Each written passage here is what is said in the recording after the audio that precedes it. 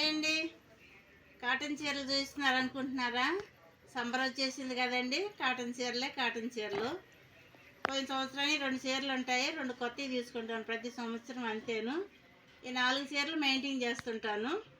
చాలా అంటే చాలా బాగుంటాయండి కాటన్ చీరస్. కానీ మెయింటైన్ చేయటం చాలా కష్టము. వీటిని సరుపులో పెట్టకూడదండి, ఎండకు ఆరేయకూడదు, సరుపులో పెట్టకూడదు.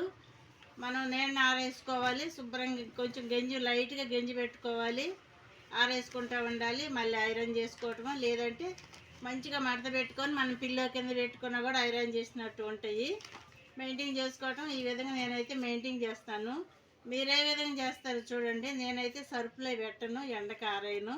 లైట్గా రిన్ సోప్ పెట్టుకుంటాను, పిండేస్తాను, ఆరేస్తాను, అంతే. మీరే విధంగా చేస్తారో నా కామెంట్స్లో పెట్టండి. నేనైతే ఈ విధంగా చేసుకుంటాను. కాటన్ శారీస్ ఒంటికి చాలా మంచిదండి. కాటన్ అంటే సిల్క్ వాటికాడికి కాటన్ చాలా మంచిది.